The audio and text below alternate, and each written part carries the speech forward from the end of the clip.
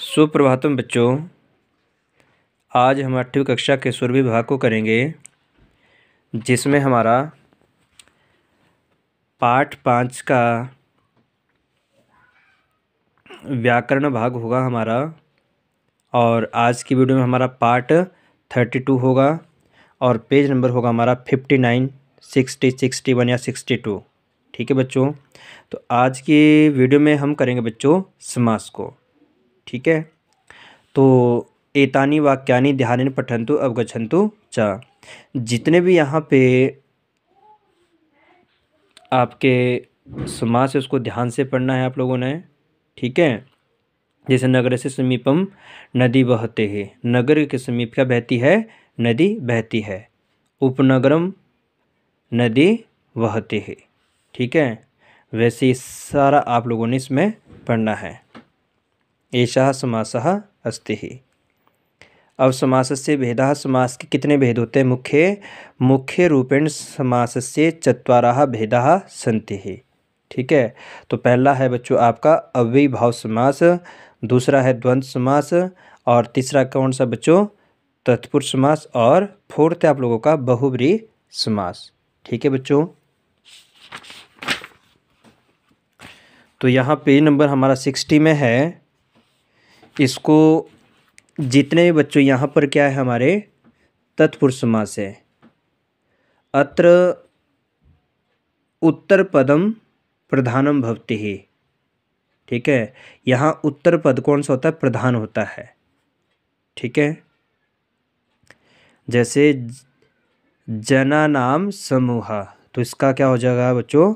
जन समूह। ठीक है। विग्रहे पूर्व पदे प्रायः द्वितीयातः सप्तमी पर्यंतम विभक्ति नाम प्रयोगः भवति है। ठीक है।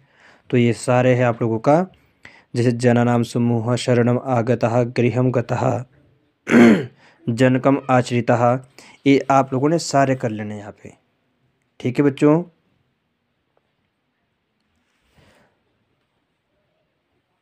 तत्पुरुष का अर्थ क्या होता है बच्चों?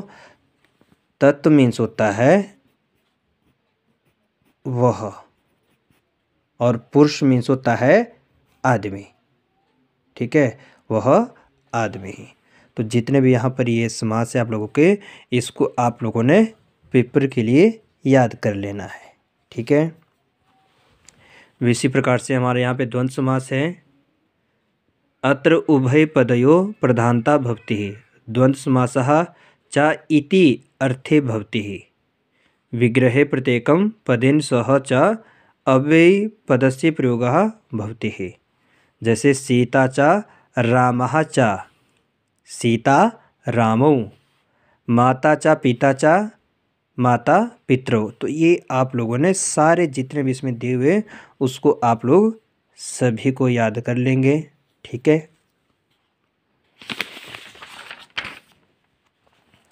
अभी बच्चों हमारा जो मुख्य इसमें 62 पेज में है आप लोगों का, जो हमने यहाँ पर भरना है अभ्यासा है, मंजूषातः समस्त पदानि चित्वा उचिते उचिते प्रकोष्ठे लिखन्तु हो।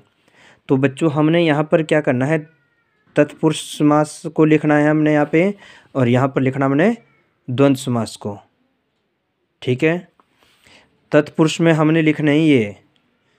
ठीक है। तत्पुरुष में मैंने इसको नंबर दिया हुआ 1 मीन्स 1, और द्वंद्व समास में लिखा बच्चों मैंने 2। ठीक है। अब इसमें देखना आप लोगों ने, जहाँ पर हमने 1 लिखा हुआ सारे, जैसे पुष्प वाटिका, जनक सभा, विद्यावीनाः, सिंह भयम, जहाँ पर जिस शब्दों को ऊपर हमने 1 लिखा हुआ, उस सारे तत्पुरुष समास में आप लोगों ने यहाँ पर लिखना है। बात समझ आ गई बच्चों? और जो शेष होगा वो होगा जैसे राम लक्ष्मणः 2। ठीक है। धर्मार्थः, कृष्ण अर्जुनौ, कृष्ण अर्जुनौ। ठीक है। जहाँ पर हमने 2 लिखा हुआ वो आप लोगों का द्वंद्व समास होगा। ठीक है बच्चों। एक बार फिर से देख लीजिएगा। क्रम से देखिए 2 1 2 1 1 2 1 1 2 1 1 2 2 1 2 1 2 2 1 2। ठीक है, एक वाला आप लोगों ने तत्पुरुष समास में भरना है और 2 वाला आपने द्वंद्व समास में भरना है। एक बार फिर से देख लीजिएगा।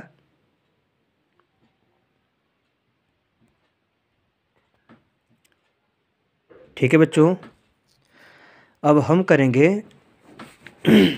पाठ 6 को पढ़ेंगे बच्चों हम आज। मेरे साथ बोलेंगे सभी। षष्ठः पाठः, छठा पाठ, और पाठ का नाम है मधुर वचनानि। बोलो, मधुर वचनानि ही। मधुर वचनानि मीन्स होता है बच्चों मधुर वचन, अच्छी बोली, प्रिय वचन।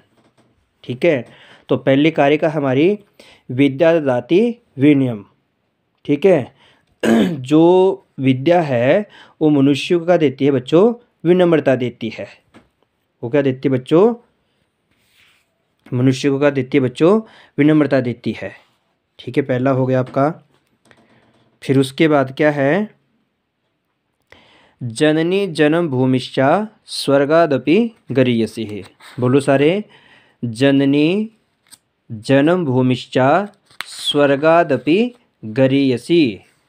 ठीक है, इसका अर्थ होता है बच्चों जन्म देने वाली माता तथा, ठीक है, जन्मभूमि माता इव अस्ति, जन्मभूमि माता इव जनान पालयन्ति, अस्या स्थानम स्वर्गात अपि उच्चतरम अस्ति ही।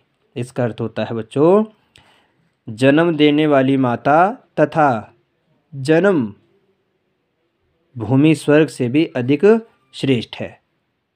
ठीक है बच्चों, थर्ड है हमारा बुद्धिर यस्य बलम तस्य। इसके कठिन शब्दों को देख लेते हैं बच्चों। पहले हमें नीचे गरीयसी होता है बच्चों अधिक महत्वपूर्ण, लोचनम होता है नेत्र, तत्परा होता है त्यार, और अनृतम होता है असत्य, द्विक्षत होता है द्वेष करें। ठीक है, तो थर्ड है बच्चों हमारा बुद्धिर यस्य बलम तस्य। बुद्धिर यस्य बलम तस्य, जिसके पास बुद्धि है बल भी उसी के पास है। ठीक है, जिसके पास ज्ञान होगा, अच्छी वाणी होगी, उसके पास क्या होगी? बल होगा, ताकत होगा। ठीक है, फिर फोर्थ है सर्वस्य लोचनम शास्त्रम, अर्थात शास्त्रों का ज्ञान ही मनुष्यों का वास्तविक नेत्र है। ठीक है, सर्वस्य लोचनम शास्त्रम, शास्त्रों का ज्ञान ही मनुष्यों का वास्तविक क्या है बच्चों? नेत्र है। ठीक है, सत्यमेव जयते न अनृतम, सत्यमेव जयते न अनृतम। ठीक है, सदा सत्य की ही विजय होती है, झूठ की नहीं। सत्यमेव जयते न अनृतम, हमेशा सत्य की क्या होती है? जीत होती है। न अनृतम, झूठ की कभी भी जीत नहीं होती। माँ भ्राता भ्रातरम द्विक्षत, माँ भ्राता भ्रातरम द्विक्षत। इसका अर्थ क्या होता है बच्चों? भाई भाई से द्वेष ना करें। भाई भाई से क्या नहीं करें बच्चों? द्वेष ना करें, ज्वेलसी ना करें। ठीक है, फिर है बच्चों अगला है सेवंथ है आलस्यम ही मनुष्याणाम शरीरस्थो महान रिपुः। ठीक है, इसका अर्थ क्या होता है बच्चों? अस्माकं शत्रु अस्माकं शरीरे एव अस्ति, ऐसा शत्रु कहा आलस्यम, आलस्यम एव वस्तुतः, अस्माकं शत्रुः अस्ति अतः आलस्यम मा कुर्तः। आलस्य मनुष्यों के शरीर में रहने वाला बहुत बड़ा शत्रु है। जो आलस्य है वो मनुष्यों के शरीर में रहने वाला सबसे बड़ा क्या बच्चों? शत्रु है। अब है हमारा 8th कार्य का है और पेज नंबर होगा हमारा 64। शरीर माध्यम खलु धर्म साधनम। ठीक है बच्चों, भावार्थ होगा इसका, वयम सर्वाणि कार्याणि शरीरेण एव कुर्मः शरीरम एव अस्माकं सर्वेषाम् एव कर्तव्यानां प्रमुखम साधनम अस्ति धर्मस्य पालनस्य साधनम अस्ति अतः शरीरेण सदा स्वस्था भवेयुः। जो हमारा 8th होगा उसका अर्थ क्या होगा बच्चों? शरीर धर्म का प्रमुख साधन है। जो शरीर है वो क्या है? धर्म का प्रमुख क्या है? साधन है। ठीक है। और अगला होगा ना धर्म वृद्धेषु वयः समीक्षयते है। 9th होगा ना धर्म वृद्धेषु वयः समीक्षयते है। 9th कार्य का अर्थ होगा आपका बच्चों, धर्म से युक्त लोगों की आयु नहीं देखी जाती। जो धर्म से युक्त मनुष्य होता है उसकी कभी भी आयु नहीं देखी जाती। सर्वे भवन्तु सुखिनः, सभी लोग कैसे रहें? सुखी रहें, खुशहाल रहें, आनंदमय रहें। ठीक है बच्चों, तो आज की वीडियो में हमारा इतना ही। शेष जो होगा उसको हम अगले वीडियो में करेंगे। तब तक के लिए बच्चों धन्यवाद। आपका दिन शुभमय हो।